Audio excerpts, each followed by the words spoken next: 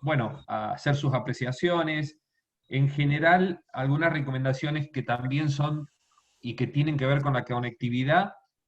Si en el inicio de la exposición al disertante en general la mayoría lo escuchamos bien y alguno empieza a tener alguna dificultad, bueno, tengan presente que esto depende muchísimo de la conectividad que tenemos cada uno de nosotros en nuestros domicilios. Eso es lo que hace mejor o más potente o menos potente que se pueda desarrollar. Pero también, obviamente, que tenga el disertante también en su lugar desde donde esté impartiendo eh, la temática. Hay un recurso, como les decía, que es el chat. Van a llegar las preguntas directamente a nosotros como anfitriones, nos llegan directamente a nosotros para que podamos después compartírselas al final de la exposición al disertante. Eso hemos acordado en la dinámica de la exposición y del encuentro de hoy, así que lo sigamos atentamente. Y si quieren, cuando avance bastante más la exposición, allí empezamos a generar y formular las preguntas. Hay un recurso que es muy útil, que está también abajo en la barra de herramientas, que se llama reacciones, que nos permite a través de estas dos, con este, darle rápidamente un OK al disertante, si se entendió, si se comprendió, si se escucha. Suelen ser las preguntas que todo disertante formula en este tipo de espacios, así que ténganlo presente. Y hay otra que si les gustó lo que va diciendo, o queremos destacar lo que está diciendo, bueno, con unas palmitas ahí que tiene como reacciones, también le podemos brindar ese botón de reacciones. Eh, bueno, ahora sí, lo hago un poco más formal, presentarme para los que no me conocen. Mi nombre es Gustavo Mallea y estoy llevando adelante la dirección del área académica del Colegio de Corredores, del CPI, y, y les doy la bienvenida y los felicito por participar en este tipo de espacios, por la importante cantidad de asistentes que están teniendo las capacitaciones que venimos realizando. Compartirles con ustedes que básicamente en estas horas, porque fue así, salió prácticamente a la mañana, a primera hora, hemos lanzado un proyecto que para nosotros es muy relevante, que hemos coordinado y que estamos trabajando absolutamente en conjunto con el Colegio de Abogados de Córdoba, y es una diplomatura de Derecho de los Negocios Inmobiliarios. Eh, Hoy no los veo ahora, pero iban a acercarse para estar acompañando en el evento de hoy parte de quienes van a dirigir esa diplomatura desde el CPI y desde el Colegio de Abogados, sus directores y coordinadores. Pero este proyecto en conjunto, la verdad que en las primeras horas está demostrando un verdadero éxito. Estamos llegando cerca a los 200 preinscriptos e interesados en esta diplomatura, una diplomatura que se va a cursar con una frecuencia o modalidad de cursado semanal de los días viernes de 15 a 18 horas, y que en un esfuerzo compartido de los dos colegios, de nuestro CPI y del Colegio de Abogados de Córdoba, logramos unificar el valor de esta diplomatura en un arancel lo más bajo posible para que sea verdaderamente accesible para muchos profesionales y colegas que quieran hacer un proyecto de esta envergadura. Hay disertantes de Buenos Aires, hay referentes de Córdoba muy importantes, y no solo por la temática que va a abordar, sino también por los disertantes. Consideramos que es un proyecto realmente relevante para los dos colegios. Eh, quienes estén llevando adelante el proceso de preinscripción, inmediatamente van a empezar a recibir en sus correos una información más detallada en cuanto a la programación, los ejes que se van a abordar, los disertantes, esto que les decía en cuanto al horario y frecuencia de cursado semanal de días viernes y demás, para que prontamente y que no se queden sin cupo, porque realmente nos ha sorprendido la cantidad de demanda que hemos tenido en horas. Esta mañana surgió y ya estamos en 200 inscriptos. Bueno, puedan rápidamente el que esté interesado reservar su lugar y llevar adelante esta diplomatura que va a durar 7 meses y que tiene un arancel, como les decía, de 1.400 pesos, que fue absolutamente acomodado mensuales, acomodado a la realidad, ya que esta diplomatura se iba a lanzar inicialmente de manera presencial, y antes de este aislamiento estuvimos a punto de lanzarla y luego de esto pasamos o migramos a hacerla de un formato virtual. Quiero brindarle ahora sí, no quiero demorarlos más, pero quería compartir con ustedes este proyecto que es muy relevante. La veo ahora a nuestra presidenta, a Vicky Manzotti. Le voy a ceder la palabra para que nos dé la bienvenida y pasemos inmediatamente a presentar al disertante y a su ponencia. Hola, buenas tardes. Bueno, Gustavo, te agradezco muchísimo. La verdad que concretamente con respecto al tema de la diplomatura estamos muy contentos. Esto era un gran anhelo del CPI, tener una diplomatura, y en este caso, acompañado con el Colegio de Abogados, después de haber iniciado varios proyectos, y porque ya el año pasado hicimos varias jornadas en forma conjunta, así que estamos muy contentos. Traemos para la diplomatura disertantes muy importantes de Cava, de Buenos Aires, como el caso de Mariano Esper, que es un abogado especialista en derecho inmobiliario. Por otro lado también está Tabakman, que es un referente del sector de la construcción, y en cierta manera, bueno, nos acompaña también Lorenzetti, bueno, que nos llena la verdad que de orgullo. Es un especialista en su tema, así que creo que va a ser muy positivo. Por otro lado, quiero agradecerles a todos, que la verdad que nos están siguiendo muchísimo en los cursos. Siempre tenemos no menos de 350 participantes. Eso nos da muchas fuerzas para seguir en este barco, digamos, que la verdad que es una tormenta muy fuerte que nos ha tocado, por lo menos los dirigentes, estar a cargo del sector en un año que va a ser histórico por lo extraordinario, por lo especial y por lo problemático. Así que yo les agradezco mucho. Habla muy bien de los CPI, que nos sigamos formando, que nos sigamos capacitando, a pesar de que la situación económica es la verdad que bastante apremiante. Pero bueno, desde el colegio lo que nosotros nuestros objetivos es que este año el CPI se pueda capacitar lo que más se pueda, para que cuando arranque esto, cuando se inicie la actividad, tengan todas las herramientas oportunas, las herramientas jurídicas, las herramientas tecnológicas para llevar adelante la profesión que han elegido. Así que yo te quiero agradecer, Gustavo, también quiero agradecer a mi vicepresidente que está trabajando muchísimo, Alejandro Alba, y a todo el equipo, pero sobre todo quiero agradecer y quiero darle mucha fuerza, muchísima fuerza, porque todas la estamos pasando mal. Pero tengamos fe que esto se va a solucionar, nos cuidemos mucho, porque en este momento la prioridad es la salud de todos los CPI, de nuestras familias. Así que muchísimas gracias, y quiero agradecer también al escribano Agustín Achával, que en realidad fue recomendado por un amigo en común que tenemos, un CPI, que es Tomás Sanrey. Así que bueno, bienvenido también Agustín al equipo de formadores. Bueno, muchas gracias, Vicky. Bueno, sin más preámbulo y bueno, destacando la predisposición del escribano en estos días, anoche puntualmente inclusive hicimos algunas pruebas porque él tiene una presentación en Prezi que incide o influye en la conectividad y demás, y bueno, la verdad que agradecerle porque su absoluta predisposición a querer ensayar y probar de que todo esté ok para que hoy pueda salir adelante. Así que, Agustín, yo ahora no te estoy viendo por allí, pero te vi hace un ratito, recorro las pantallas, si estás por ahí, activar el audio y tu video, y te invito a que ya nos dirijas. Estoy acá, Bien, ahí te vimos. así que si me das el ok, arranco. Todo tuyo y ya para compartir pantallas también. Bueno, buenas tardes a todos. Recién me presentaron. Mi nombre es Agustina Achával. Soy escribano público, titular de un registro notarial aquí en la ciudad de Córdoba. Primero que todo quiero agradecer al Colegio Profesional Inmobiliario por permitirme compartir esta charla con ustedes. Y obviamente también agradecerles a ustedes por su participación y su interés. Veo acá abajo que somos muchos, más de casi 350 ya. Es la primera vez que tengo tanta gente en el living de mi casa, pensaba recién.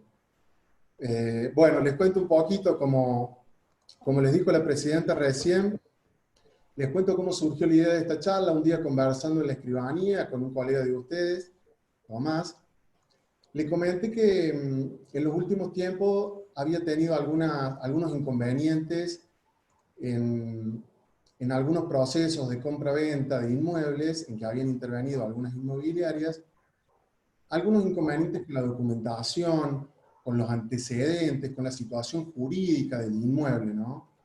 Como que habían llegado con demasiados cabos sueltos a la instancia de la instrumentación. Entonces le consulté a Tomás qué le parecía si yo armaba una charla y la hacíamos llegar a ustedes, a su colegio. A él le pareció muy buena la idea, lo habló unos días después con la presidenta de ustedes y le pareció, bueno, una excelente idea para la capacitación de todos ustedes.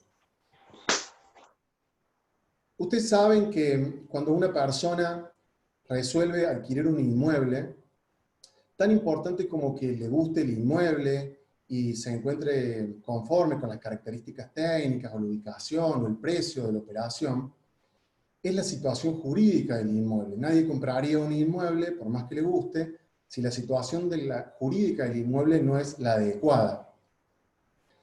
Yo estuve revisando un poco la normativa que rige la actividad profesional de ustedes y vi que tienen un código de ética y vi que tienen una ley, la 9445, que regula su profesión. De ambos cuerpos normativos surge claramente la responsabilidad y la obligación que tienen ustedes de interactuar con la cuestión jurídica. Vi, por ejemplo, que en el Código de Ética se habla, como decía recién la Presidenta, de la importancia de la capacitación continua que tienen que tener ustedes como profesionales de la intermediación. Se habla de la idoneidad profesional, se habla de actuar con probidad, todo esto en el Código de Ética. Y por otro lado, en la ley, claramente se establece la obligación que tienen ustedes respecto a la situación jurídica del inmueble. Se habla, por ejemplo, de pedir informes. Ustedes tienen que pedir informes previamente antes de iniciar un proceso de escrituración. Tienen que publicar de una manera clara. Se habla de la situación fáctica y jurídica del inmueble, tiene que ser precisa y clara. Tenemos normas que hablan de que ustedes tienen que proponer los negocios de manera exacta y clara. Y después hay una norma que me pareció fundamental, que habla de que ustedes deben verificar la certeza del título invocado. En esa expresión, que parece una simple frase, se engloba algo muy importante. Ustedes deben verificar la certeza del título invocado. Entonces, en este marco del que surge clara la importancia de involucrarse con la situación jurídica, es que yo vengo a compartir con ustedes esta especie de enumeración de las cuestiones más importantes desde el punto de vista notarial. No vengo a darles una clase magistral, ni doctrinaria, ni académica. Es estrictamente práctico lo mío. Van a ver que voy a hacer una enumeración de cada una de las cuestiones que resultan importantes. Y resultan importantes por dos lados. Por un lado, por la responsabilidad profesional que tienen ustedes respecto a la situación jurídica, ya lo vamos a ver, y porque también es muy probable que garantice el éxito de su operación si ustedes tienen en cuenta desde el inicio del proceso de la compraventa estas cuestiones de las que voy a hablar. Van a ver ustedes que yo he confeccionado una presentación, ahora la voy a poner, permiso, voy a compartir la pantalla. Un segundo, por favor.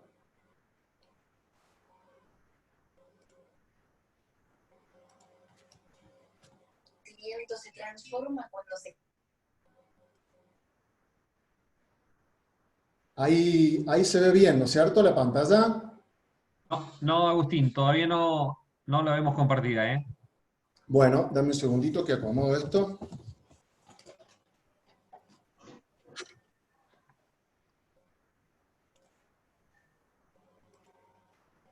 Mientras tanto, trabajás tranquilo, Agustín, les voy compartiendo a todos una información importante que suelen ser preguntas. El escribano nos ha adelantado el link del Prezi que ha armado, así que en unos segundos, vía chat, yo les voy a mandar a todos el link para el que quiera tenerla y les queda directamente el material que el escribano había preparado, ¿sí? Así que les agradezco, estén atentos, enseguida va a ser enviado vía chat a todos ustedes. Ahora sí, Agustín, empezamos a ver tu proceso de compartir. Ahora sí te vemos. Bueno, me alegro entonces, ya que lo habíamos ensayado de que funcione. Muy bien. Como ven acá, les decía, esto no va a ser una charla de tipo académica, sino de origen de tipo práctica, y van a ver que yo voy a ir enumerando las cuestiones más importantes a tener en cuenta desde el punto de vista notarial. Por una cuestión metodológica, hemos preferido dejar las preguntas para el final, porque somos muchos, para no interrumpirnos tanto, y también van a ver que al final les voy a dejar mi mail y mi teléfono, porque seguramente van a quedar dudas sin contestar. Sobre cada uno de estos puntos que yo voy a hablar, se puede profundizar horas. No es mi idea esa, sino simplemente que a ustedes les quede un recordatorio de las cuestiones más importantes. Bueno, si esto funciona bien, vamos a empezar entonces viendo. Yo he separado la charla. Vamos a hablar de las cuestiones más importantes respecto de la cosa que se vende, del inmueble. Luego vamos a hablar de quién vende, del vendedor, quién compra, y al final del negocio, de cómo cerrar el negocio. ¿Me siguen viendo, cierto? ¿Se ve todo perfecto? Avanzo. Te vemos bien.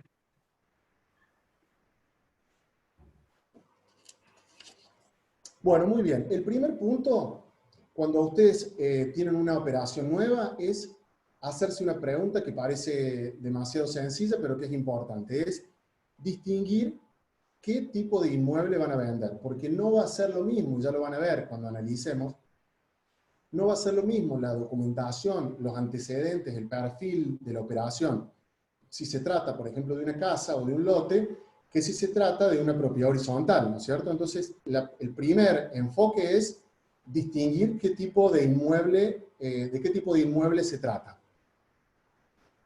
Vamos a empezar a analizar en general, y en algunos casos puntuales voy a ir marcando, cuál es la documentación necesaria que ustedes tienen que contar sí o sí.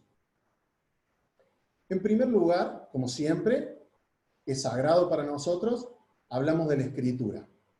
Cuando decimos que es necesario contar con la escritura, estamos hablando de lo que se llama primer testimonio inscripto. Hemos visto que en algunas situaciones la cuestión previa, la parte de la negociación, en ese trámite se le pregunta al vendedor si cuenta con la escritura, con el primer testimonio, y el vendedor lógicamente responde que sí. Y muchas veces se avanza en el entendimiento de que contamos con ese instrumento, y recién en la etapa final advertimos que no está el primer testimonio. El primer testimonio es distinto de la copia simple, ustedes lo saben, que es una hoja en papel, un papel en blanco con la firma del escribano, y es distinto también de una fotocopia del protocolo, por ejemplo. Seguramente la mayoría de ustedes lo saben, pero lo marco como algo importante. Para identificar el primer testimonio, ustedes se van a dar cuenta, porque al final está el sello del registro en original, el sello con la inscripción registral en original. El primer testimonio por lo general es en un papel notarial, un papel durito, con unas formitas de colores a la vuelta, lo conocen, pero también puede ser una fotocopia del protocolo del escribano, se van a dar cuenta porque tiene las firmas de las partes y del escribano. Puede ser una fotocopia con un marbete o puede ser hecho directamente en una hoja de actuación notarial. Pero el dato que lo distingue es siempre el sello del registro. ¿Por qué nosotros pedimos siempre el primer testimonio y no se puede hacer una escritura sin el primer testimonio? No es un capricho del escribano. Ustedes saben que la ley registral, la 17.801, en el artículo 23, exige que los escribanos tengamos el primer testimonio a la vista. Es una obligación. Prohíbe al escribano actuar sin el primer testimonio a la vista. Por eso es que tenemos una práctica los escribanos, que no es la correcta. Muchas veces nos dejamos el testimonio en nuestra escribanía. O sea, viene Juan a venderle a Pedro, y la escritura de Juan directamente nos la quedamos en la escribanía, porque Pedro después se llevará su primer testimonio. Cuando en realidad lo que marca nuestra ley es que lo que tenemos que hacer es marginar en el primer testimonio que se hizo la venta en tal día, por tal escritura, y devolvérselo a las partes. Esa práctica sí la hacemos cuando en la escritura de venta hay varios lotes y la persona va a tener que seguir vendiendo varios lotes o varios inmuebles o varios PH. Entonces, en esas situaciones sí, marginamos y le devolvemos el primer testimonio. Lo que quiero marcarles para que les quede es la importancia de saber que el primer testimonio tiene que estar. Y es muy importante que lo pregunten desde el inicio, porque si no está, tenemos una solución. Ustedes saben que si se contactan con un escribano, pueden solicitar lo que se llama el segundo testimonio. Esto se solicita, lo puede solicitar cualquier persona que tenga interés legítimo, como el propio titular registral o sus herederos, y se solicita en principio en el archivo de protocolo. Se hace una nota, los escribanos solemos hacerla, donde se certifica la firma del requirente, y se solicita una expedición de un segundo testimonio. Y ese segundo testimonio nosotros los escribanos lo enviamos a inscribir al registro de la propiedad. Entonces, recuerden como número 1, pedir siempre el primer testimonio al comienzo de todo, porque si no está, tenemos tiempo, durante el proceso de la escrituración, tenemos tiempo para contar con ese segundo testimonio.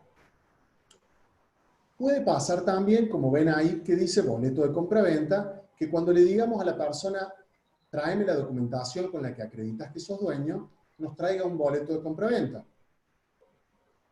No voy a ahondar ahora en el boleto de compraventa porque lo vamos a ver un poquito más adelante cuando hablemos de instrumentación, en los caracteres del boleto de compraventa. Pero lo que sí les voy a decir, que todos tenemos que tener claro, como ustedes lo saben, es que en este caso no estamos ante un derecho real, no estamos ante el derecho real de dominio.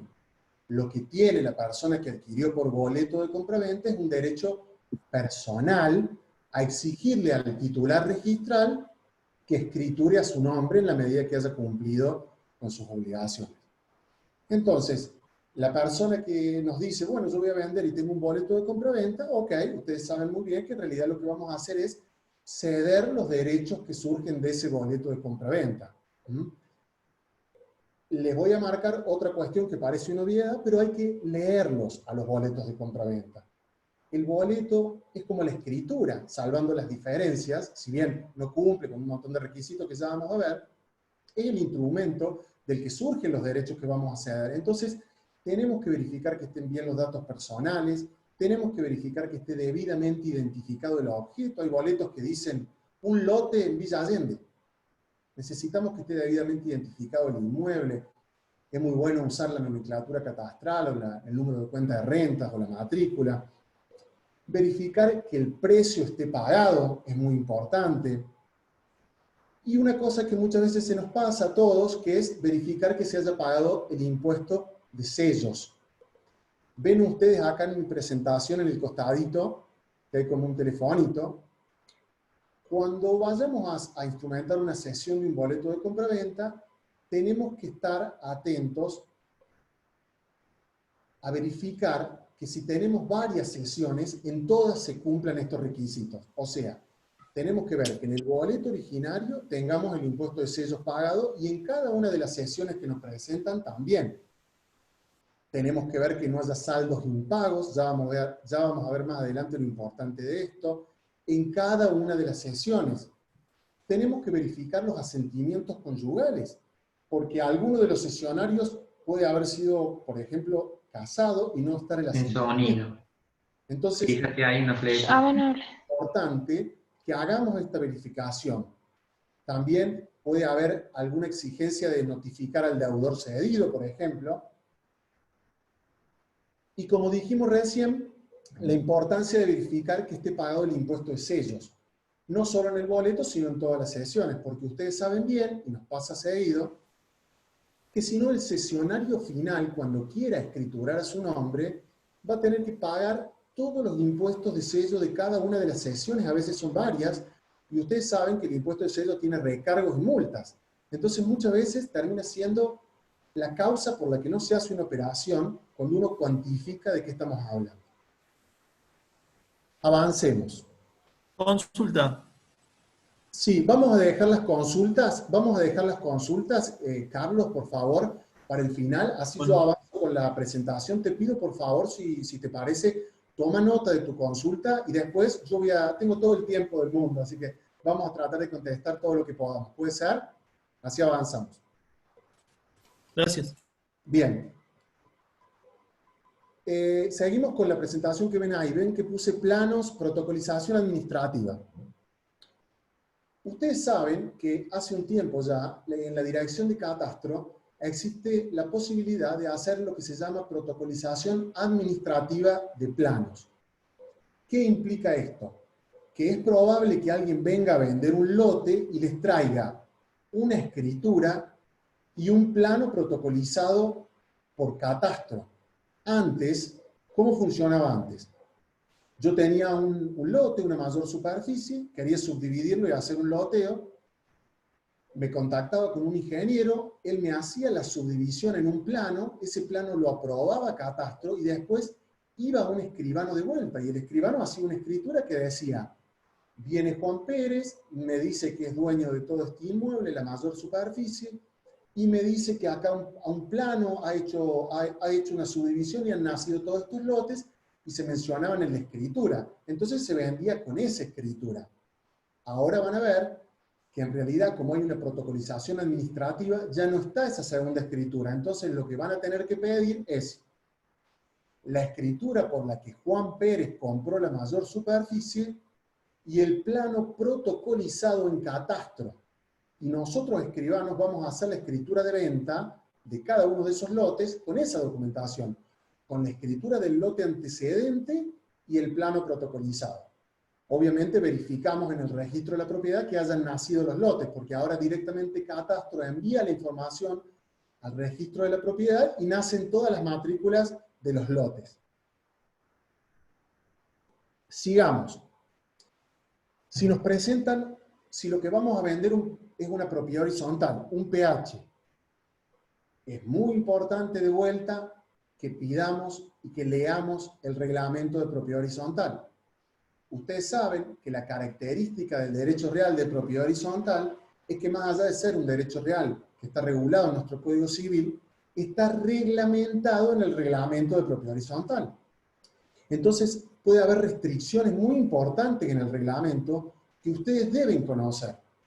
Imagínense, para poner un ejemplo grosero si se quiere, que ustedes publiquen y vendan una unidad funcional de un edificio a una persona que quiere poner una oficina, y en el reglamento dice claramente que solamente pueden haber viviendas y no pueden haber oficinas. Imagínense la responsabilidad, que se concrete la compra-venta, que esto, por ejemplo, se le pase al escribano también, y ustedes no advirtieron esto. Entonces, siempre es importante leer, aunque sea una copia, ahí sí, una copia del reglamento de propiedad horizontal.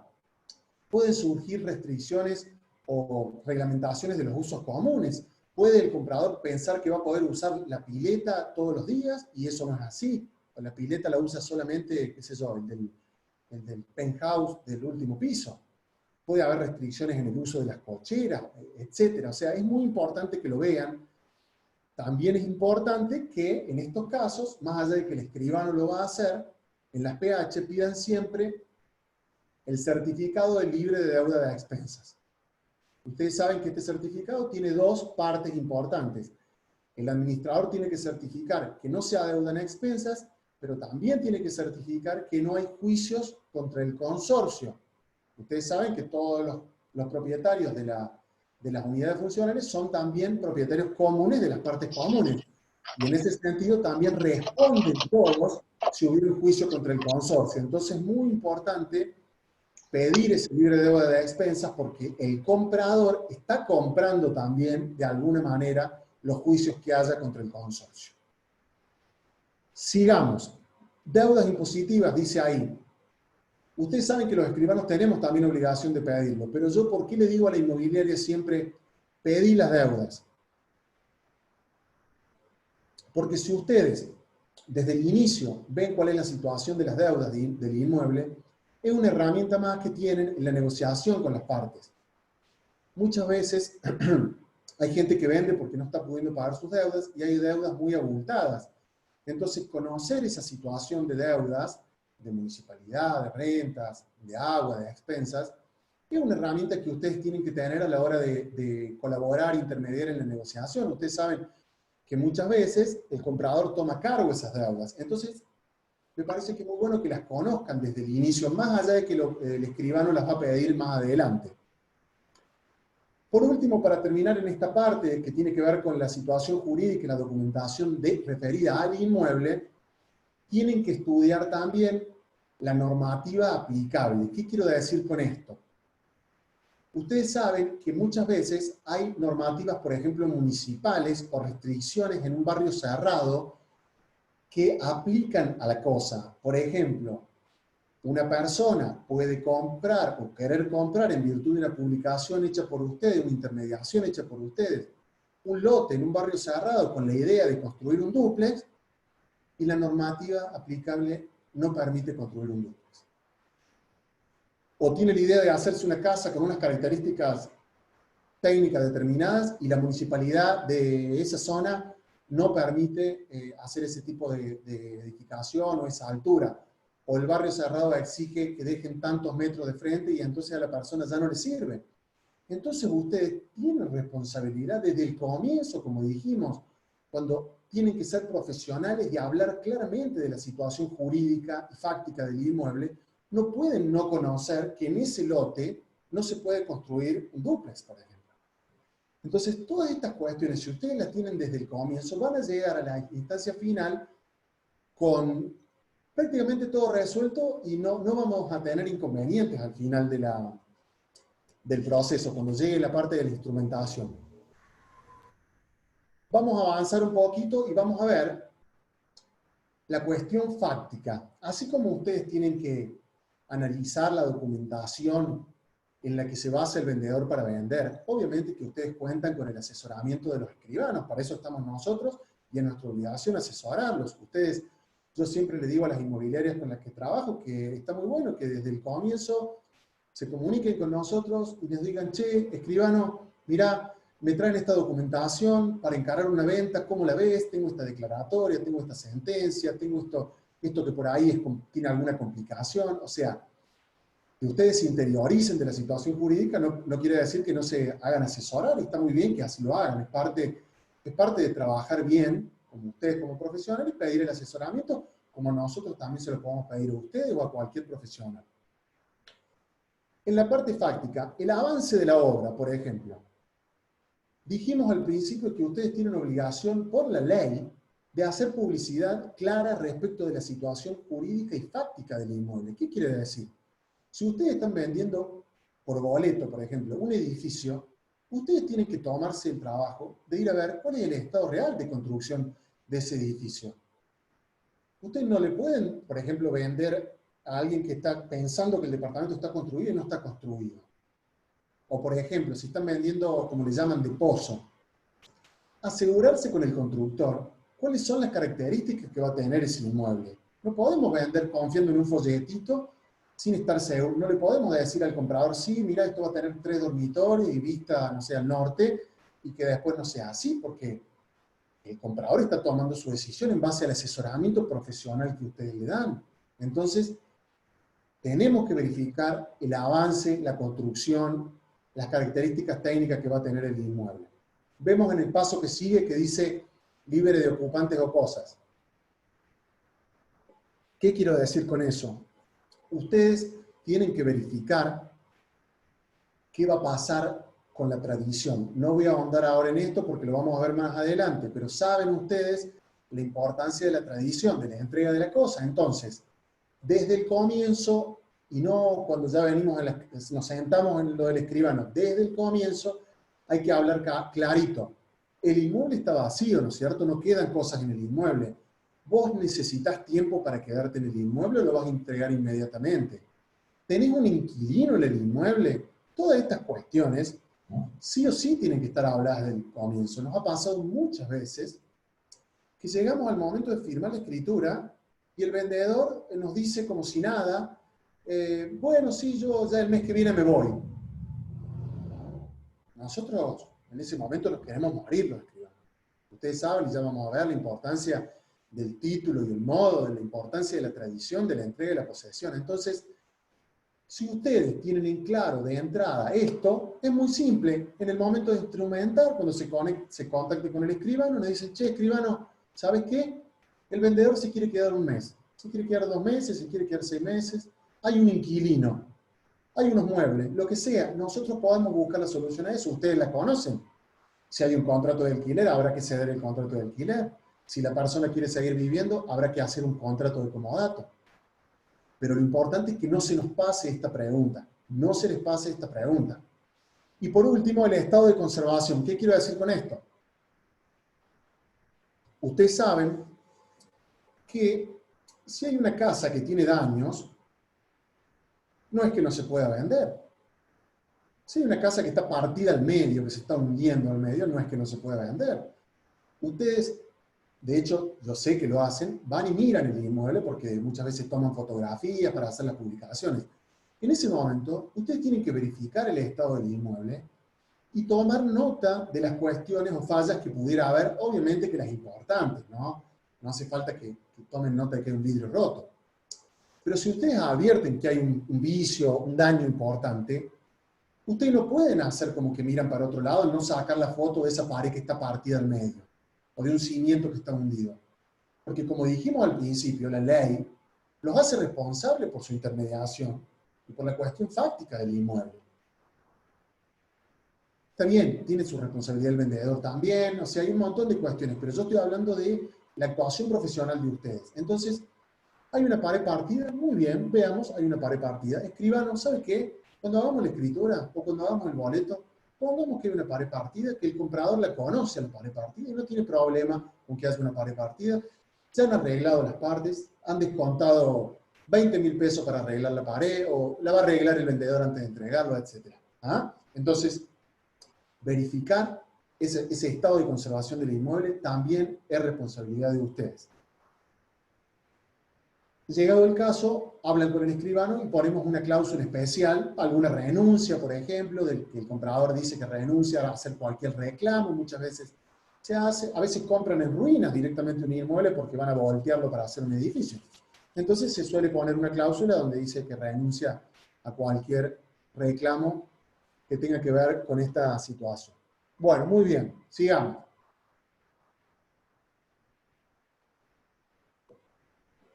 Vamos a ver ahora, en la presentación, vamos a ver ahora quién vende. Vamos a ver todas las cuestiones, así como les marqué las relativas a los inmuebles, vamos a ver las cuestiones importantes respecto de el vendedor. Sigamos. De vuelta, me encantan las obviedades. ¿Qué es lo primero que tenemos que saber? ¿Quién es el dueño? Así de simple. Muchas veces avanzamos con un boleto de compra-venta o con una sesión, una simple sesión, y no miramos eso. Nosotros lo primero que tenemos que saber respecto del vendedor es quién es el dueño. Esto que parece una obviedad quiere decir, tenemos que ir a verificar en la escritura y en el registro de la propiedad quién es el titular del derecho real de dominio.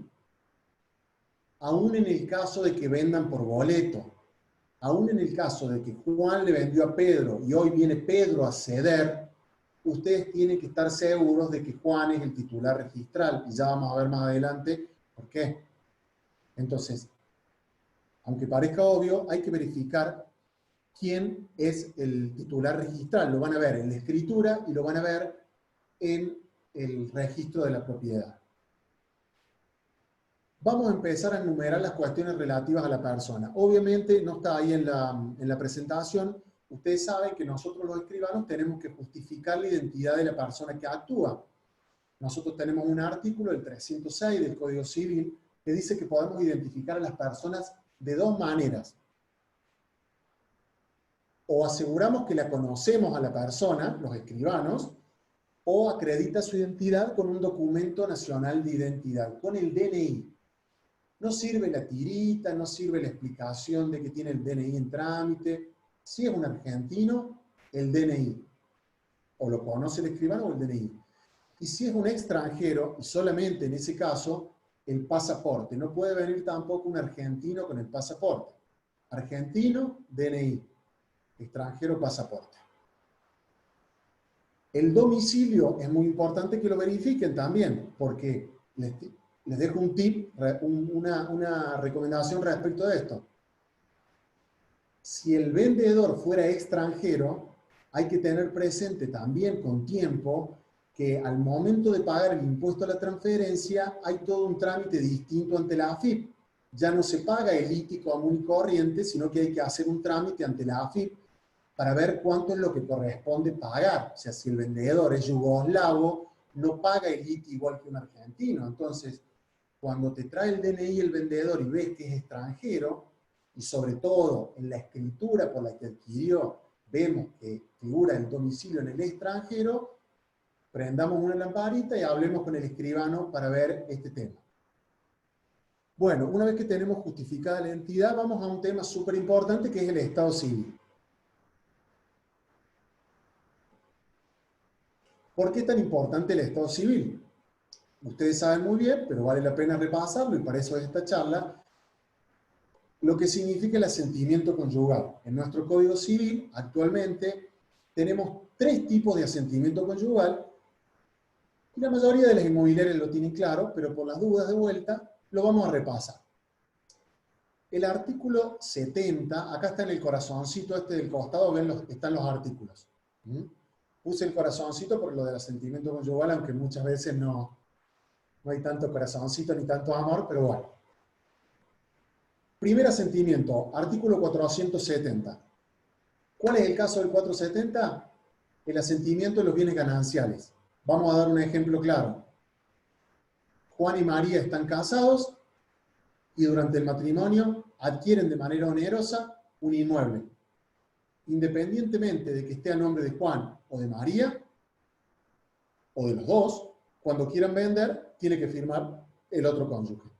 Artículo 470, bien fácil, no hay problema, asentimiento conyugal. Artículo 456, el asentimiento conyugal en los bienes propios. Esto no estaba, cuidado acá. ¿Cómo es esto? Tenemos un bien propio de uno de los cónyuges. Por ejemplo, Juan había adquirido el inmueble antes de casarse con María. O por ejemplo, María ha adquirido un inmueble por donación o por testamento. O sea, los tenemos casados, pero tenemos un bien propio. En principio, como es un bien propio, no haría falta el asentimiento conyugal. Pero, ¿qué dice el artículo 456?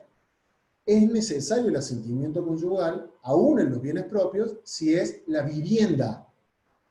Entonces, cuando les preguntemos, cuando veamos la escritura y veamos que es un bien propio, pero ahora está casado, le vamos a tener que preguntar si vive ahí, porque si vive ahí va a hacer falta el asentimiento conyugal. Si no viven ahí, nosotros en la escritura vamos a decir que viene Juan a vender, que es un bien propio, y que no va el asentimiento conyugal de María porque no viven ahí. Pero es importante que lo pregunten, que lo tengan claro. Y por último, el asentimiento del artículo 250. En este artículo también hablamos de los bienes propios, igual que recién, o sea, los bienes que traemos antes bueno, los bienes propios, digámoslo así en general, pero la ley, el Código Civil dice que también va a ser necesario el asentimiento cuando haya una inscripción de lo que se llama unión convivencial. O sea, si no están casados, pero hay una unión convivencial inscrita, una figura que contempla el nuevo código, también es necesario el asentimiento conyugal. Se usa muy poco, no deberían preocuparse por este tema, pero está bueno que lo sepan. Ha habido muy pocas uniones convivenciales inscritas. Pero en ese caso, si Juan y María están casados, si Juan y María, aún siendo solteros, tienen una unión convivencial inscrita, va el asentimiento conyugal del artículo 250. Sigamos viendo la presentación. Dice ahí divorcio. En el caso del divorcio, ustedes saben, es muy importante que pidan la sentencia de divorcio. La sentencia no solo la pedimos los escribanos porque el registro nos exige que identifiquemos el expediente, los autos caratulados, el juzgado, etcétera, sino que también es importante verificar que no haya habido partición, que no haya habido adjudicación. Ustedes saben que muchas veces el divorcio es solamente eso, se divorcian los cónyuges, pero otras veces se divorcian y hacen la partición. Es decir, se reparten los bienes, se adjudican. Cuando se produce el divorcio, se extingue la sociedad conyugal y el bien queda en un estado de indivisión postcomunitaria, que se llama. Es como que no es ni de uno ni del otro. Y de ese estado se sale solamente con la partición. Y puede ser que se haga judicialmente. Entonces es importante pedir esa sentencia para verificar que no se haya hecho la partición.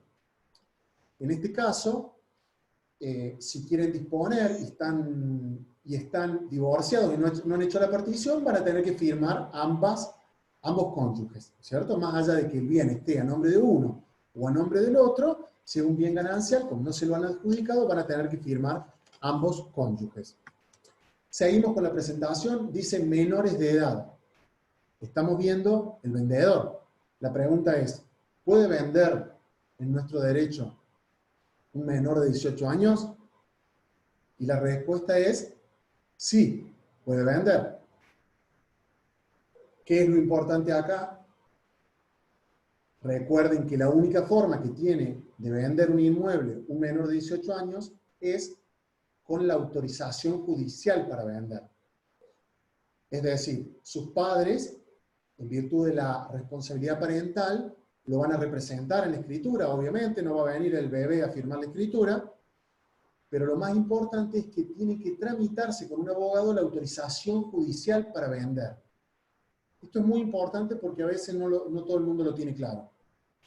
Sobre todo ya vamos a ver un poquito más adelante cuando veamos el usufructo, que la gente a veces pone nombre a bienes de los hijos y no tiene presente que para vender va a necesitar una orden judicial, una autorización judicial, y el juez te pregunta por qué vendes. ¿Es necesario? ¿Es conveniente? Bueno, ahora llegamos a un tema súper importante también, que es ¿qué pasa cuando pedimos la documentación y vemos que el titular está fallecido? En estos casos, ustedes van a pedir, lo primero que van a pedir es siempre el primer testimonio de la escritura de Juan, que ya está fallecido, ¿cierto? Ese primer testimonio lo necesitamos siempre. Cuando Juan compró, el primer testimonio lo necesitamos, y la declaratoria de herederos. Primer punto que les marco acá. En las declaratorias de heredero, en el 90% de los casos, ponen solo los nombres de los herederos y no ponen los DNI, lo habrán notado. Esto es un verdadero problema, porque si hay algún error de tipeo en los nombres de los herederos, que a veces son 20, no podemos avanzar con la escritura. Hay que pedir una rectificación judicial de la sentencia que declaró herederos a esas personas. Entonces, es muy importante que ustedes lean la declaratoria de herederos y vean que diga María Susana González, Juan Carlos Gutiérrez, porque si hay un error en la declaratoria, van a tener que hacer el trámite de rectificar judicialmente eso. Entonces, para que no veamos esto al final y se les caiga la operación, está bueno que lo vean desde el principio. Van a pedir la declaratoria de heredero y van a pedir lo que ustedes saben se llama una copia de la declaratoria apta para tracto abreviado. ¿Qué es esto del tracto abreviado? Dije que no iba a hacer apreciaciones académicas ni doctrinarias, pero hago un resumen rapidito para que asegurarnos de que todo lo tengamos claro. Ustedes saben que para transmitir un derecho real a otra persona hace falta el tracto sucesivo. Quiere decir que cuando Juan le vende a Pedro, tiene que surgir claramente que Pedro adquirió los derechos que tenía Juan. Esto surge de la escritura, cuando leemos el corresponde, vemos a quién le compró, y surge también del registro de la propiedad, el tracto registral. Ahí vemos quién fue el anterior, quién había vendido anteriormente. Entonces, la ley nos permite la posibilidad de abreviar un paso, es decir, los herederos que han sido declarados herederos son dueños de ese inmueble desde el momento que Juan, que es el titular registral, falleció.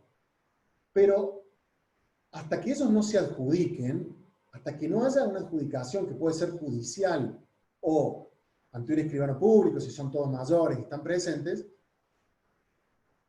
la forma de vender sin inscribir a su nombre es con el tracto abreviado, es decir, saltar un paso. No pasar el inmueble primero a nombre de los herederos y después a nombre de quien quiere comprar, sino abreviar el tracto y que la escritura vaya directamente del titular registral fallecido digamos, intercediendo al medio de los herederos, y pase directamente al comprador. Para poder vender así, pedimos la copia de la declaratoria apta para tracto abreviado. Esto se pide en la justicia, lo pide la parte vendedora, y ustedes saben que para pedir esto, le van a hacer pagar una tasa. No me quiero meter tampoco en la parte impositiva, pero ustedes saben que es un 3%. Tasa y caja, van a pagar el 3%. ¿De qué valor? De la base imponible, porque cuando vayan a pedir la copia apta para tracto abreviado, el juzgado le va a decir, bueno, tráeme la base imponible del inmueble. Entonces, como para que les quede rápido, van a pagar ahí un 3% del valor de la base imponible. Tengan en cuenta que el escribano está obligado a retener la diferencia que va a surgir con el precio de la venta. Vamos a un ejemplo para que todos entendamos. La base imponible es 1.000.000 de pesos, cuando pidan el tracto abreviado van a pagar 30.000 pesos, el 3%. Le van a entregar el tracto, van a venir a la escribanía, pero el escribano va a tener que retener la diferencia. Si la venta se hace por 2 millones, el escribano va a retener otros 30.000 pesos, tasa y caja. Nos ha pasado muchas veces que esta cuestión no la tienen presente las partes, entonces al final, cuando estamos sentados en la escritura, queremos retener ese valor y las partes se empiezan a mirar, che, ¿quién paga esto? A veces son montos importantes. Entonces, desde el principio de la operación, ténganlo en cuenta y es una herramienta para negociar también. Sí, la diferencia de tracto abreviado va a ser tanto, la paga el comprador, la paga el vendedor, la pagamos 70-30, o sea, lo tienen que tener en cuenta. Sigamos adelante. Después de la diferencia de tracto, ven ahí en la presentación que dice poder. ¿Qué tenemos que tener en cuenta si hay un poder? Si la parte vendedora trae un poder, lo primero que tengo que ver es que me traiga el primer testimonio del poder. No se puede actuar con una copia simple de un poder. No se puede actuar con una fotocopia de un poder o una fotocopia del protocolo. Tiene que ser, como dijimos antes, el primer testimonio del poder. Ahí no tienen otra que identificarlo por el papel. Es decir, por el papel notarial o si es una fotocopia del protocolo que tenga el marbete notarial. Yo creo que es una buena práctica siempre asegurarse con la escribanía que intervino en el poder, levantar el teléfono y asegurarse de que ese poder se haya extendido ahí. Porque imagínense que nosotros confiamos en un poder y se vende un inmueble porque confiamos en ese poder. O sea, no es algo menor cuando hay un poder de por medio. Entonces, asegurarnos que es un primer testimonio. Aparte, la mayoría de las veces cuando se revoca el poder, se le saca el primer testimonio al apoderado. Entonces, si tiene el primer testimonio en la mano, es muy probable que todavía siga apoderado. Tenemos que ver que haya facultades suficientes en ese poder. Ustedes saben que para vender es necesario un poder de disposición. No basta un poder de administración. O sea que ustedes tienen que leer ese poder. Es importante que lo lean, que surjan facultades suficientes. También tenemos que ver que no tenga vigencia. En algunos casos, el poder tiene una vigencia y puede haber terminado la vigencia de ese poder. Y también ver el lugar de otorgamiento, porque ustedes saben que si el poder ha sido otorgado en otra provincia, ese poder, ese primer testimonio tiene que estar legalizado para que pueda ser utilizado en la provincia donde se va a firmar la escritura. Entonces, si me traen un poder de La Rioja, un primer testimonio de La Rioja, tengo que ver que esté todo en orden y tengo que ver que esté legalizado para poder usarlo en Córdoba. Y también es importante que tengan en cuenta una cuestión que está clara en el Código Civil, que es que cuando fallece el otorgante del poder, se extingue el poder. Esto es un verdadero problema porque es difícil de asegurarnos que esté vivo el otorgante del poder, pero es importante que lo verifiquemos. Por lo menos cuando vean que les traen un poder que ya tiene un tiempo, por ejemplo un poder que tiene varios años, y ven que la edad del otorgante ya era una edad avanzada. Si hace 20 años extendió el poder y ya tenía 80 años cuando extendió el poder, bueno, Muy bien. se nos debe prender una lucecita.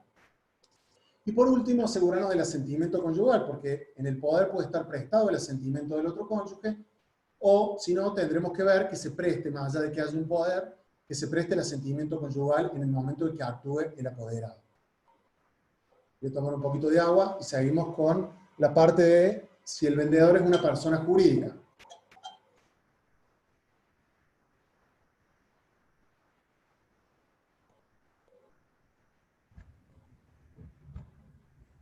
Bueno, si la persona que vende es una persona jurídica, ustedes le van a pedir 3 cosas, siempre. Lo primero que vamos a ver es el nacimiento de la persona jurídica. Es decir, la mayoría de las veces son sociedades de responsabilidad limitada o sociedades anónimas. Primer punto, ¿cómo nació la sociedad? ¿Qué quiere decir esto? Si es un SRL, vamos a pedir el contrato social, y si es una sociedad anónima, vamos a pedir el acta constitutiva. Nacimiento de la sociedad. Segundo punto, las autoridades vigentes. Ustedes saben que en una sociedad de responsabilidad limitada quien representa es el socio gerente y en una sociedad anónima quien representa es el presidente. Entonces, vamos a tener que asegurarnos no solo de la existencia de la sociedad con el estatuto y el contrato constitutivo, sino que vamos a tener que asegurarnos de que las autoridades estén vigentes. En general, en las SRL está designado en el propio contrato y en las SA hay que pedir la última designación de autoridades. En las SA, en la mayoría de los casos, la vigencia de las autoridades es de 3 años. Entonces, hay que verificar que esté vigente eso. Y por último, vamos a verificar también el objeto social de la sociedad. Esto, obviamente, que pueden verlo junto con un escribano, pero si la sociedad que vende tiene un objeto social que no tiene nada que ver con vender inmuebles, es probable que haga falta pedirle un acta de directorio o un acta de asamblea. Les vuelvo a repetir, estas cuestiones que yo estoy marcando, muchas veces ya las conocen, pero es importante que las tengan en cuenta porque es mucho más fácil pedirlas al inicio y no llegar a la instancia de escrituración y vemos que nos faltan este tipo de cuestiones de una sociedad que a veces demora tener que hacer un acta de directorio, por ejemplo. Vemos ahí la presentación que dice el Estado, esto no se da tan a menudo, pero si vende el Estado, por ejemplo, el caso típico, una municipalidad que vende, acá la documentación que vamos a pedir cambia. Lo que vamos a pedir, por ejemplo, si vende una municipalidad, es la designación de la persona que va a vender, el funcionario que va a representar a la municipalidad, la Junta Electoral los designa, y vamos a pedir la autorización para vender del Consejo Deliberante. No son tantos los casos, pero bueno, se los marco como algo importante por si alguna vez les toca. En las fundaciones y asociaciones es muy parecido a lo que vimos de sociedades comerciales, hay que pedir la documentación que acredite el nacimiento y las autoridades vigentes.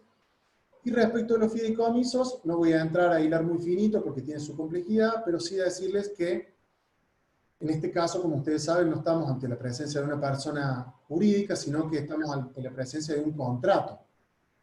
Si bien la AFIP le otorga un quit, el fideicomiso es un contrato y no una persona jurídica, con lo cual lo que vamos a pedir es eso, es un contrato. Y es importante que lo revisemos, que lo leamos y que veamos cuál es la metodología que está usando el vendedor, porque a veces vende el fideicomiso, pero a veces no vende, sino que incorpora fiduciantes. Entonces es importante que tengamos en cuenta el texto del contrato, nos hagamos asesorar, porque acá puede haber ya otras cuestiones jurídicas que tienen un poco más de complejidad. Y otra cuestión que les marco para que tengan presente es que siempre que actúe una sociedad, una persona jurídica, hay que verificar que tenga el quit activo. Muchas veces esto no lo preguntamos desde el comienzo y la AFIP directamente tiene la facultad de bloquear el quit. Entonces, si la sociedad está con problemas, no sé, laborales o impositivos, le bloquea el quit. Y recién cuando el escribano pide el certificado, al final de todo, va a saltar que el quit está bloqueado. Ustedes van a haber trabajado, van a haber tomado una seña, y recién lo vamos a advertir ahí. Entonces, es importante, en realidad tanto en las personas físicas como jurídicas, pero sobre todo en las jurídicas, que verifiquemos que el quit se encuentre activo. Muy bien, hemos visto las cuestiones respecto de la cosa que se vende, las cuestiones importantes, y también de quién vende. Vamos a ver ahora las cuestiones importantes respecto del comprador. Todo bien, Gustavo, ¿verdad? Sí, perfecto. Venimos bien, ya he ido separando algunas consultitas para el cierre de la charla, así que venimos perfecto. Bueno, muy bien, me alegro. Veamos entonces la plaquita acá que dice quién compra. ¿Qué tenemos que tener en cuenta respecto de la parte compradora? Bueno, la documentación de persona humana a persona jurídica la acabamos de ver. ¿Ah? Lo mismo que dijimos para el vendedor es para el comprador. En la persona humana lo que dijimos, nacimiento, autoridades, objeto social, perdón, en la persona jurídica esto y en la persona humana su DNI y su CUP. Veamos qué pasa si el que compra es un menor de edad. La pregunta es, ¿puede comprar un menor de edad? Y la respuesta es, ¿puede comprar un bebé de 3 meses de edad? La respuesta es sí, puede.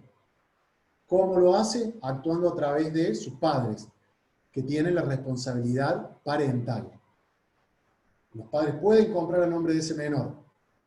¿Qué vamos a tener en cuenta acá? Es muy probable, como dice la plaquita ahí después de menor de edad, que en estos casos nos pidan que constituyamos el derecho real de usufructo. Seguramente todos lo tienen claro, pero por las dudas los repaso. ¿Qué es el derecho real de usufructo? En nuestro derecho se permite el desmembramiento del derecho real de dominio y se permite que ese dominio se separe y que tengamos una persona como titular del dominio, sobre todo en el registro de propiedad, y otra persona distinta usufructuando, o sea, como gozando de los bienes, usando y gozando la cosa. Un titular dueño, que va a ser el menor en este caso, y un titular del derecho real de usufructo que puede usar y gozar de esta cosa. Ese desmembramiento tiene sus pros y sus contras. Entonces, está bueno que lo hablen con sus clientes, porque muchas veces esto no se dice.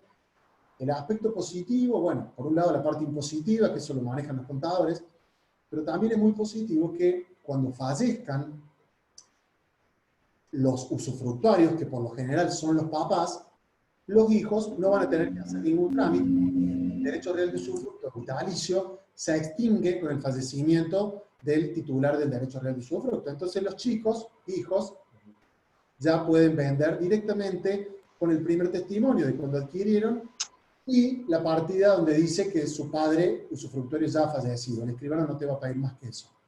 Entonces, ese es un beneficio. Pero también es cierto, para que lo tengan en cuenta, que si le pones un bien a nombre de un niño de 6 años, es probable que en algún momento ese niño tenga que pedir un crédito, por ejemplo, los créditos que se suelen dar con subsidios del Estado, y le va a figurar un inmueble a su nombre, ¿no es cierto? Entonces, cuando una persona te dice, che, voy a comprar y lo voy a poner a nombre de mi hijo, ¿qué te parece? Ustedes como profesionales le pueden decir, mira, ten en cuenta que lo podés hacer, pero bueno, los beneficios son no tener que hacer una declaratoria el día de mañana, pero también tener presente este tema. Me parece que algo que ustedes pueden aportar ahí asesorando. Respecto de la forma de pago, ¿por qué lo pongo esto? Esto es súper, súper práctico. Es muy importante que ustedes le pregunten al vendedor, y en realidad lo tienen que hablar con el comprador también esto, ¿cómo se va a pagar? Ustedes saben que se puede pagar en efectivo, se puede pagar por transferencia, se puede pagar por cheque, se puede pagar en pesos, se puede pagar en dólares. Lo que no puede pasar es que estemos sentados todos en la escribanía y empecemos a discutir, te doy tanto de pesos, te doy tanto de dólar. El dólar vale 68, el dólar vale 110, el dólar vale 120. Eso no puede pasar. Justamente, tenemos todo el tiempo previo, lo tienen ustedes como profesionales de mediación, y lo tenemos nosotros, los escribanos, en toda la cuestión previa, para asegurarnos de llegar ese día, que es tan importante, el día de firmar, tan importante para ambas partes, con esta cuestión resuelta. Por ejemplo, ¿qué nos suele pasar? Otra cuestión súper práctica. La gente dice, no, voy a pagar por transferencia. Y se lo dicen al vendedor. Voy a pagar por transferencia. Llegan ese día a la escribanía, y nos ha pasado muchas veces, agarran el celular y quieren transferir 2 millones de pesos. Y la mayoría de las veces no se puede. No se puede porque la transferencia no es inmediata, o no se puede porque la mayoría de los bancos, ustedes saben, que pide una autorización previa para hacer una transferencia de ese monto. Entonces, cuando ustedes van atando los cabos para llegar al día de la concreción del negocio, todas estas cuestiones van a hacer que sea exitoso su intervención profesional. Entonces, cerrar y tener claramente cuál va a ser la forma de pago, igual que el lugar de firma, como puse ahí abajo. Porque a veces pasa que el comprador dice, no, yo tengo los dólares, tengo la plata en un banco, entonces el último día te dice, quiero que firmemos en el banco. Bueno, hay que preguntar esto para hablarlo con el escribano, coordinarlo, si hace falta pedir un turno en el banco, pedirlo, o si se va a firmar en la escribanía para que el escribano reserve la sala. Entonces son cuestiones que parecen menores, pero que van a hacer que su gestión sea la correcta, sea la adecuada y sea la más profesional posible. Por último, tengo acá el origen de los fondos. Ustedes saben que el comprador alcanza, con la última modificación, alcanza con que declare el origen de los fondos, lo manifieste. Esto es, no hace falta que lo acredite, salvo que la operación sea mayor a 12.300.000 pesos. Fue la última vez que lo chequeé el monto. O sea, si la operación es hasta 12.300.000 pesos, el comprador alcanza con que manifieste de dónde sacó el dinero. Si es mayor a ese monto, tiene que acreditarlo, tiene que traer, ¿de dónde sacaste el dinero? Bueno, tráeme la escritura, tráeme el balance de la empresa, explícame cómo lo sacaste y lo tiene que acreditar ante el escribano. ¿Ah? Esa es la diferencia entre declarar el origen de los fondos y acreditarlo. Y respecto de esto también les hago otra mención que es importante. A veces el comprador o la compradora te dice, yo voy a comprar pero quiero que sea propio. Estoy casado pero quiero que sea propio porque la plata es mía. Muy bien, ustedes tienen que asesorarlos y decirles, mira, como vos estás casado, si querés comprar y que este bien sea propio, lo que tenemos que hacer es traer a tu cónyuge y que dé su conformidad ante el escribano. Tiene que firmar la escritura. Cuando Juan dice que está comprando con dinero propio y por lo tanto este bien va a ser propio, tiene que estar presente, lo exige el código, su cónyuge, diciendo, sí, doy la conformidad, esto está comprado con una plata que él tenía o que heredó o lo que fuera. ¿Ah? Esto es muy importante que lo tengan en cuenta. Puede adquirir como propio, pero hace falta la conformidad del otro cónyuge. Muy bien, tomo un traguito de agua y vamos ya a la última parte, al negocio en sí.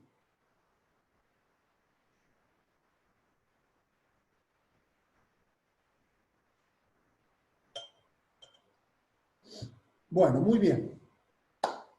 Llegamos a el negocio. Ustedes saben que la transmisión del derecho real, ya lo dijimos medio al pasar, en nuestro sistema, requiere de dos necesariamente que concurra, el título y el modo. Para que se perfeccione, bien digo, la transferencia del dominio, hace falta título y modo. El título, en nuestro derecho, no vamos a ahondar mucho en la doctrina, pero el título en nuestro derecho es la escritura pública y el modo es la tradición, la entrega de la cosa, la entrega de la posesión. ¿Qué estoy diciendo? Estoy diciendo que para que alguien sea dueño, tiene que firmar la escritura y tiene que recibir la cosa.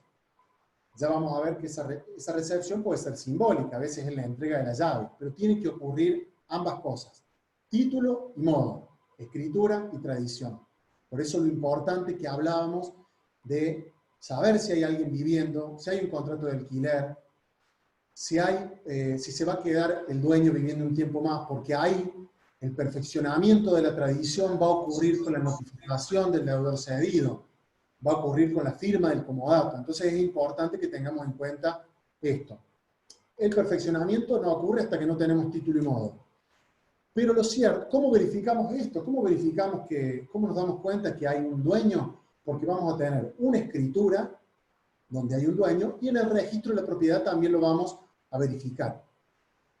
Cuando nosotros concluyamos la transferencia del derecho real, vamos a tener eso, vamos a tener un nuevo dueño con una escritura y vamos a tener también la escritura, el primer testimonio, inscrito en el registro de propiedad. Pero antes que eso, muchas veces existen instrumentos provisorios. Yo no voy a ahondar ahora en los instrumentos provisorios, no voy a explicarle a ustedes qué es una reserva, una seña, un boleto, pero vamos a ver cuestiones importantes que me parece que es importante que tengan en cuenta. ustedes en la negociación, depende del grado de avance o de qué tan firme esté el negocio, pueden utilizar, nosotros siempre recomendamos que se haga directamente la escritura, por lo que les dijimos, la transferencia del dominio ocurre con la escritura, pero muchas veces, por distintas situaciones, eso no se puede llevar a cabo de entrada, entonces ustedes pueden echar mano, por ejemplo, a una reserva. Ustedes saben que este es el documento más preliminar de todos, si se quiere, porque en realidad actúa como una condición suspensiva. O sea, no tenemos negocio hasta que el titular registral no apruebe esa reserva. La reserva es un instrumento al referéndum del dueño.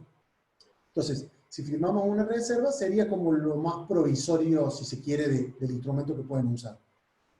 Luego tenemos las señas, ya cuando queremos darle más firmeza al negocio y cerrarlo de alguna manera, tenemos la seña. Ustedes saben que la seña confirma el negocio. Cuando las partes firman una seña y hacen la entrega del dinero, están confirmando el negocio. El Código Civil y Comercial no deja duda de que la seña tiene carácter confirmatorio, salvo que las partes, dice, pacten la posibilidad de arrepentirse. Pero ya es un contrato, digamos, un poquito más fuerte. Firmar una seña, hacer una entrega. Es muy importante que en estos casos dejemos bien claro cuáles van a ser los términos del negocio. Dijimos que la reserva actúa como una condición suspensiva, mientras que la seña actúa como una condición resolutoria. Ya tenemos un negocio. Y mientras no se arrepientan, ya tenemos un negocio, a diferencia de la reserva. Entonces ya es un negocio un poco más firme. Y por último, el boleto. En el boleto, lo dije varias veces y lo repito, no tenemos acá un derecho real de dominio, sino que tenemos derechos personales. ¿Cuándo tenemos que usar el boleto? En realidad, si las partes están de acuerdo y tienen cerrado el negocio ustedes nos llaman a los escribanos y en una semana podemos firmar la escritura. Esa es la realidad, por lo menos si me llaman a mí. En una semana podemos firmar la escritura si no hay inconveniente. En la mayoría de los casos es así. Entonces, el boleto lo tenemos que usar cuando no nos queda otra. Por ejemplo, ¿quieren pagar en cuotas? Y bueno, tenés que usar un boleto, porque ya en una escritura con cuotas tenemos que ver una garantía, la complicamos.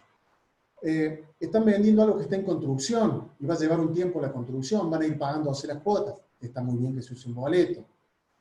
Hay que hacer trámites previos para poder vender, una declaratoria, un plano, hay que levantar un embargo. Bueno, ahí tiene sentido, nos va a llevar un tiempo, unos meses, tiene sentido hacer un boleto.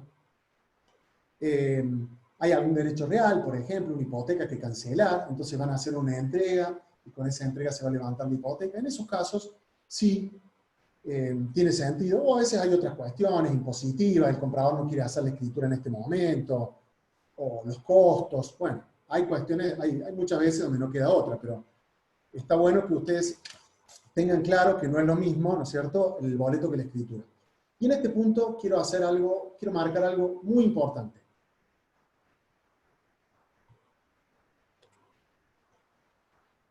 Les pido a los que tengan un lápiz y un papel que anoten el artículo 1170 del Código Civil y Comercial. ¿Por qué? Cuando ustedes hacen una venta por boleto, el derecho real de dominio no se transfiere. ¿Qué quiere decir esto? Que el titular registral sigue siendo dueño del inmueble, con lo cual corremos los riesgos que corre el titular registral. Por ejemplo, que entre un embargo al titular registral. Juan es el titular registral, tiene su escritura, inscrita en el registro, le vende a Pedro por boleto, pero a Juan le entra un embargo al otro día, o a los 2 días, o al tiempo que tengamos el boleto. El artículo 1170 nos va a dar prioridad en el boleto respecto del embargante solamente si se dan 4 condiciones. Primero, el boleto tiene que haber sido celebrado por el titular registral, por el dueño. O sea, si Juan es el titular registral y le hizo un boleto a Pedro, bueno, tenemos que estar seguros que firmó Juan. ¿Tá? Y el artículo dice, o firmado por el titular registral, o asegurarnos el perfecto eslabonamiento de los derechos. Y acá me voy cuando hablé de boleto y sesiones.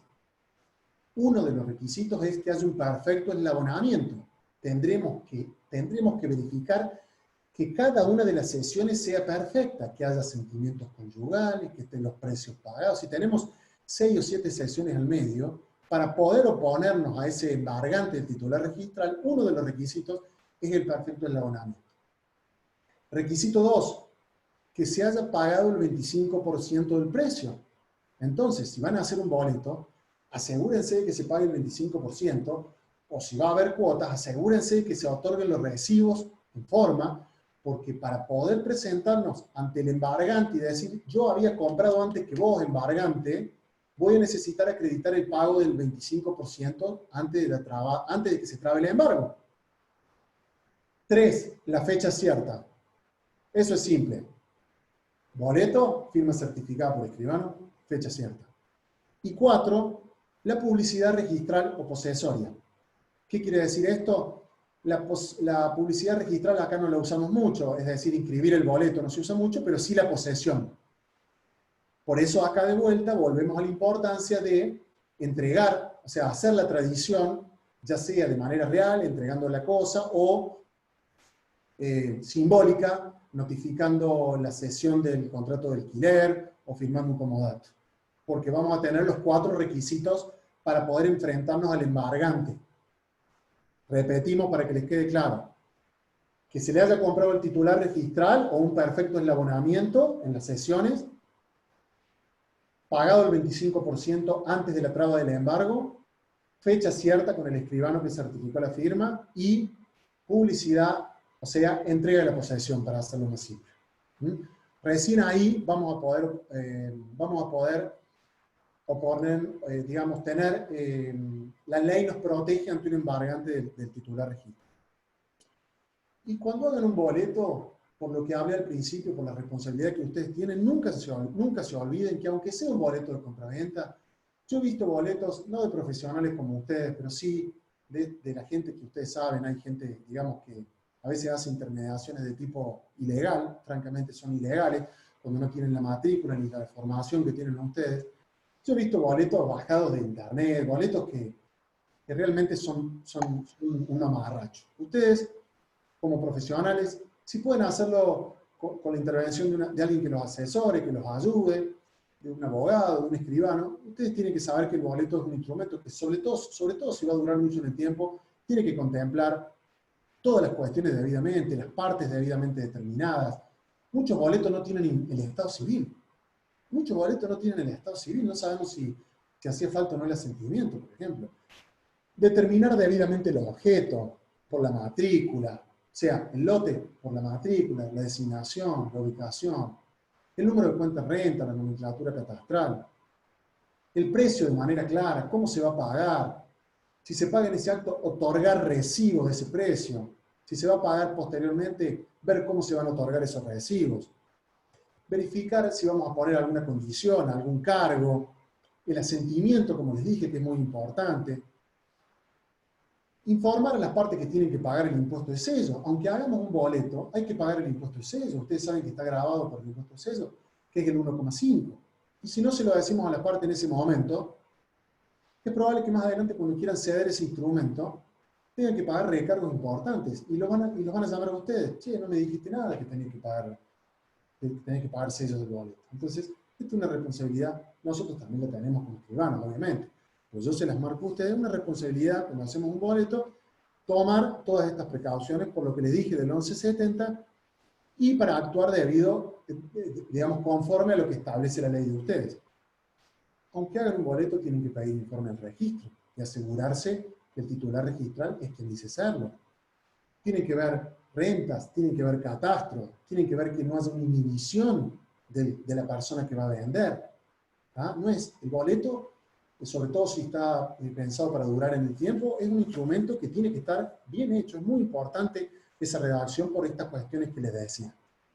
Bueno, vamos a ver un poquito el boleto en sí.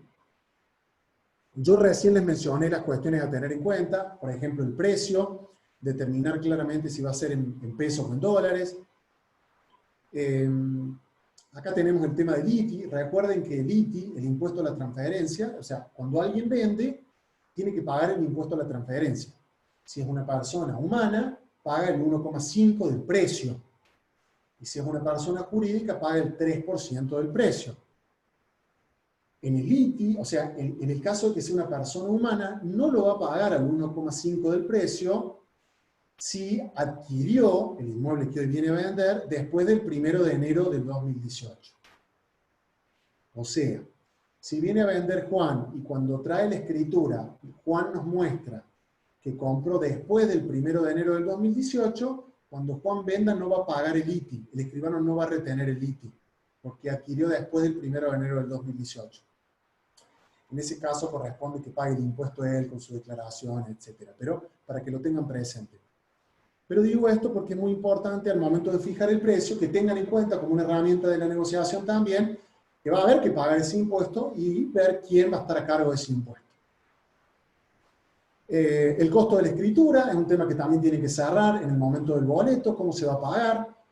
Ustedes saben que la mayoría de las veces es una práctica habitual pagar 70-30, o sea, 70 el que compra y 30 el que vende, pero esto se puede pactar de otra manera, no hay inconveniente con eso. También ver si se va a pagar de contado, si va a haber alguna financiación. En ese caso, en el boleto también se puede instrumentar algún tipo de garantía, porque si se va a extender en el tiempo, a veces es importante esto. ¿Qué pasa si el dólar, si hacemos el boleto en dólar, cubrirnos de todo ese tipo de cuestiones?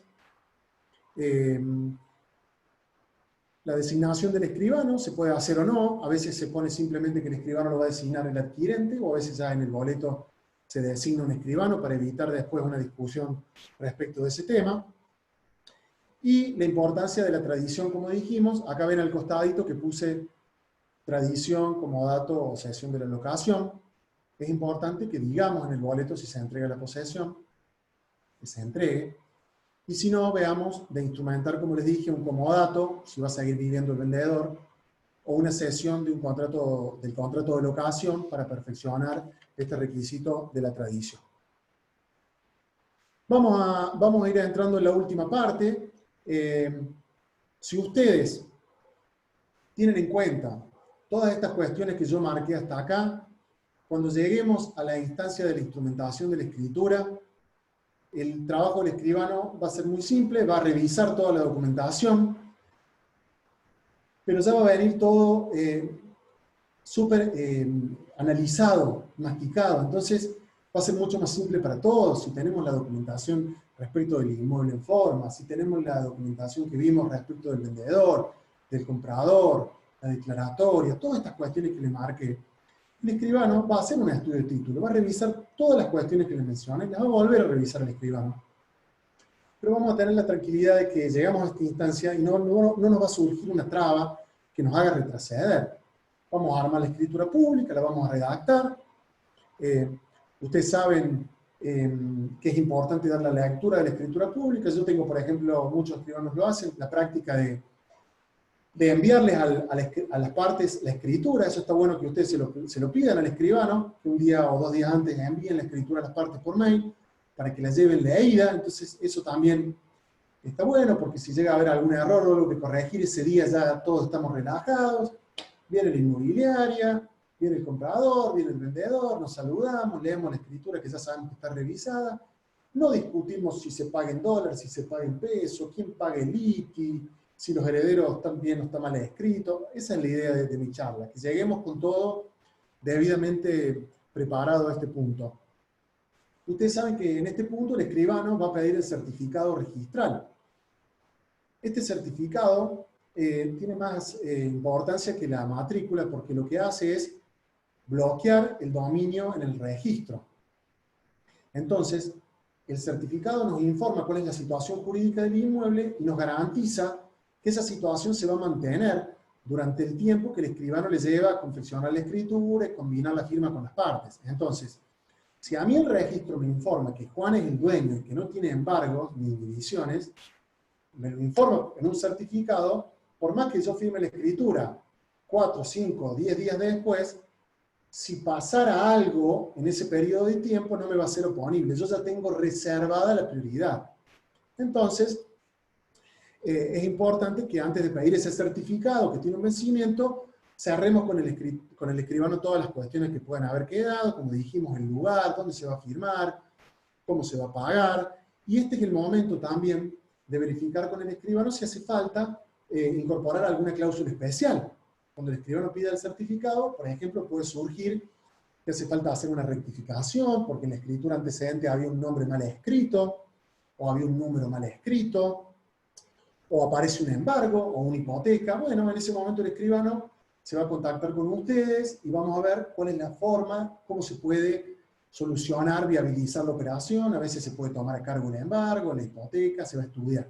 Eso va a surgir, si no surgió en la matrícula, va a surgir con seguridad en este certificado.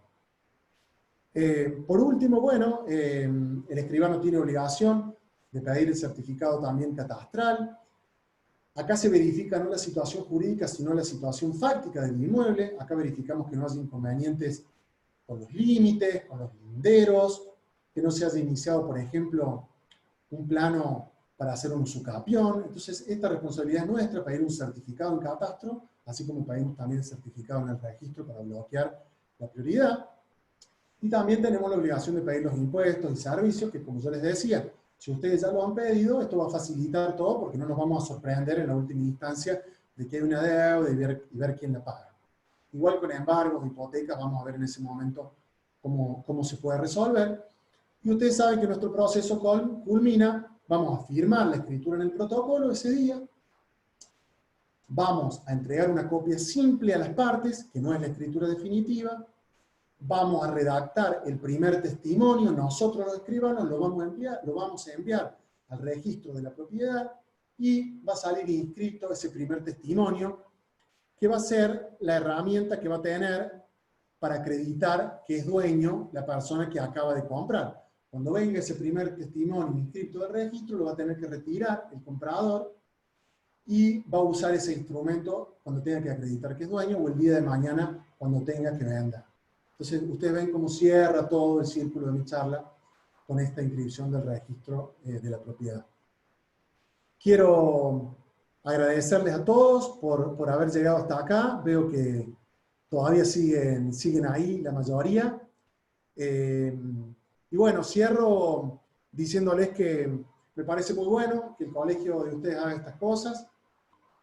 Como lo dice su código de ética, ustedes son profesionales.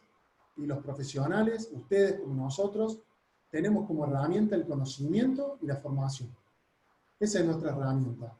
Así que los felicito a todos por participar en este tipo de charlas. Seguramente ahora puede surgir alguna pregunta. Yo quedo también a su disposición, como les dije, para cualquier otra duda que pueda surgir, en los que lo pueda ayudar. Acá van a ver si esto funciona bien. Les voy a dejar, bueno, no lo veo por acá. Les voy a hacer llegar mi mail y mi teléfono por cualquier cosa, cualquier duda que pueda haber quedado sin mencionar en esta charla. Les agradezco mucho a todos. Bueno, Agustín, dijiste en más de una oportunidad que no lo querías hacer muy formato académico y te tengo que decir que ha sido absolutamente didáctica tu exposición, muy lineal, muy prolija. Han habido algunos comentarios en el chat que tienen que ver con eso, han destacado esta cuestión tan lineal, tan clara y tan concreta con lo que en una línea de tiempo y de proceso, has explicado esto que era el tema que nos proponíamos por hoy, así que desde ya te anticipo que las devoluciones que estás recibiendo en el chat tienen que ver con eso. Yo, si te parece, Agustín, ya estamos un poquito pasado en tiempo, te voy a acercar 2 o 3 consultas, y si de las mismas podemos ir rápido, quizás podemos sumar alguna más, si no, depende cuánto te demande explayarte en eso. Lorena Alves fue una de las primeras, voy a poner he tratado de seleccionar algunas, pero también en el orden cronológico, decía Lorena, mi pregunta es si es extranjero el dueño, pero en la escritura figura con domicilio argentino. Bueno, esa es toda la pregunta, ¿verdad? Sí, toda la pregunta. Bueno, está muy bien la pregunta, te agradezco la pregunta. Lo que se suele hacer en estos casos En el título, hay que ver cómo dice el título antecedente. Si cuando la persona adquirió tenía un domicilio fijado acá en la Argentina y después se fue a vivir al exterior, o simplemente vive en el exterior, pero compró y cuando constituyó domicilio lo hizo en Argentina, es importante que al vendedor le pidan un domicilio acá en Argentina, y sobre todo si tiene un quit en Argentina no va a haber inconveniente porque cuando comparezca en la escritura nosotros vamos a poner que comparece con Pérez, vamos a poner que tiene domicilio en la Argentina, si así lo tiene, y en ese caso va a pagar el ITI, no va a haber problema. Por ejemplo, si no tiene quit y no tiene domicilio en la Argentina, no va a quedar otra que hacer este trámite, que muchas veces lo hacen los contadores, ante la AFIP, pidiendo que la AFIP informe cuál es el impuesto que corresponde pagar. Perfecto. José acercaba una pregunta que tenía que ver con cuando se tramita la copia para tracto en una provincia y la venta se realiza en otra, ¿son los mismos tributos? Bueno, cuando la copia apta para tracto abreviado es un requisito que surge de nuestra ley. Está en el Código de Procedimiento Civil y Comercial nuestro y está en el Código Arancelario de los Abogados. Es Córdoba, provincia de Córdoba. Cuando la copia apta para tracto abreviado viene de otra provincia, es muy probable que apliquen otro tipo de tributos y sobre todo muchas veces no hay copia para tracto abreviado, sino que hay un oficio que el juez de la declaratoria emite al registro de la propiedad para que se inscriba el inmueble a nombre de los herederos. O sea, hay algunas provincias que en vez de otorgar un tracto, el juez dice, inscríbase a nombre de Juan, María y Josefa, los herederos. En ese caso, los escribanos vamos a pedir que ese instrumento venga en legal forma, hay una ley que regula cómo tiene que venir, y ahí no vamos a pedir la copia de la declaratoria apta para tracto abreviado. O sea que mi respuesta en este caso es, depende de cada provincia, la formalidad de esa copia de la declaratoria y los impuestos que haya que pagar. Perfecto. Otra que nos ponen, y estaría muy bueno que se explique el tema de los poderes, donde ponen que es irrevocable y post-mortem, que muchas veces lo hacen y sé que en eso hay dudas al respecto. Bueno, muy bien. Yo por ahí no profundicé en eso por una cuestión de tiempo, pero lo puedo hacer un poquito. Los poderes irrevocables con validez post-mortem, de vuelta, no voy a ahondar mucho, pero sí ustedes tienen que tener en cuenta esto. Tiene que prendérseles una luz roja. Cuando el poder diga irrevocable con validez post-mortem, tiene que haber un negocio base para que ese poder valga como tal. No se puede otorgar un poder irrevocable con validez post-mortem en el aire. Tiene que existir un boleto. Por algo se otorgó ese poder irrevocable con validez post-mortem.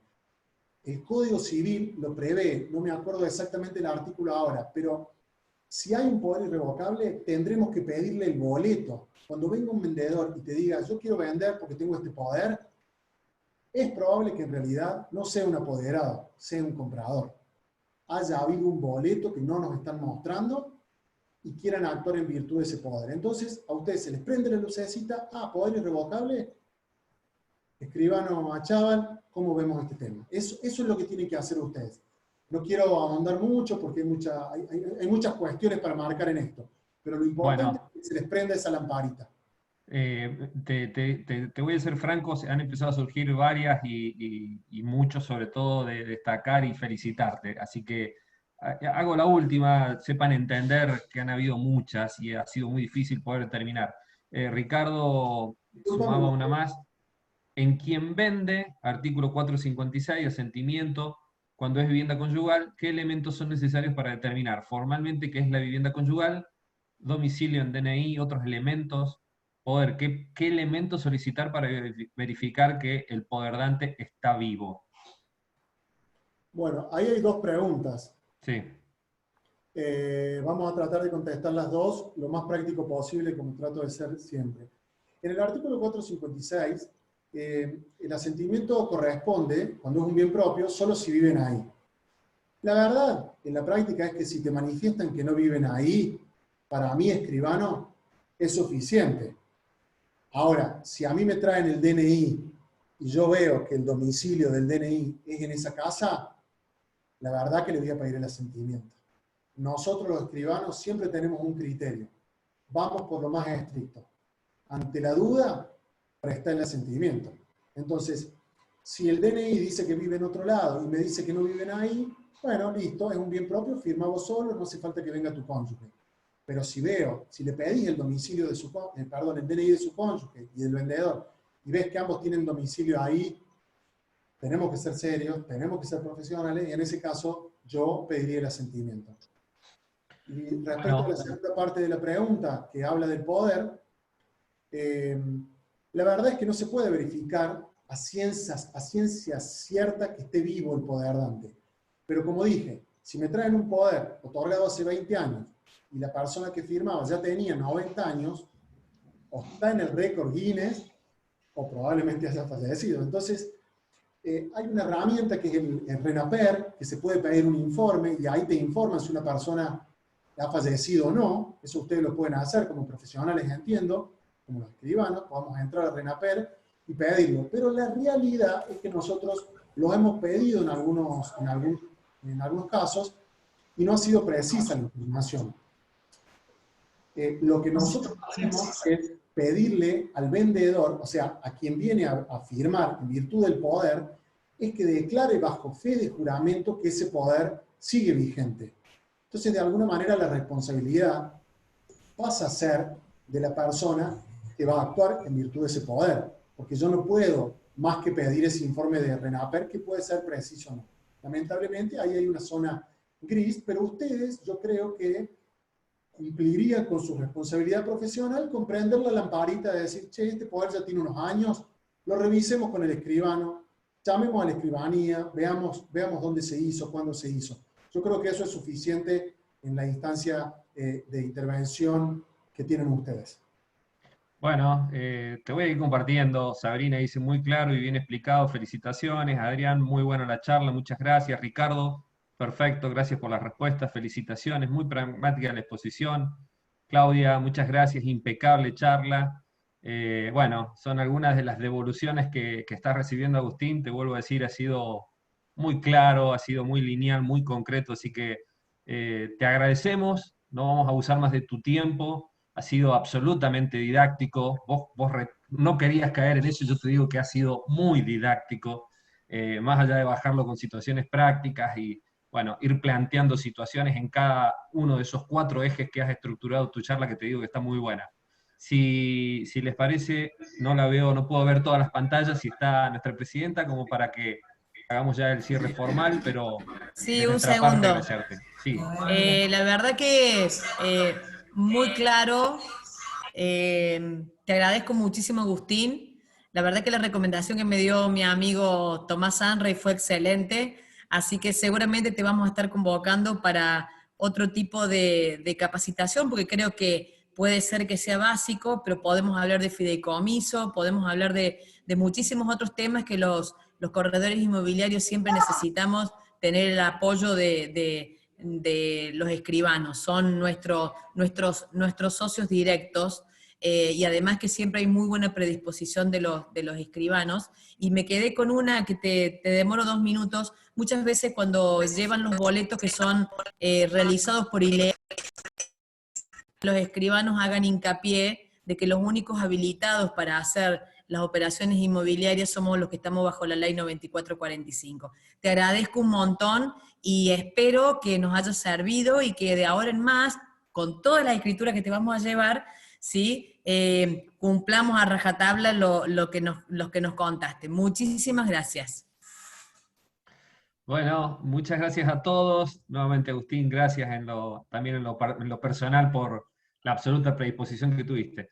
Felicitaciones a todos por haber aprovechado este nuevo espacio. Nos estamos viendo hasta el jueves. El jueves, tengan presente, tenemos otro evento más importante con Mariano Esper desde Buenos Aires, un referente que participó y mucho en la modificación de nuestro Código Civil y Comercial, un referente en lo que es derecho inmobiliario, y que tenemos el honor, como dijo nuestra presidenta, de tenerlo en la diplomatura que estamos lanzando. Así que nos encontramos el jueves. Adiós.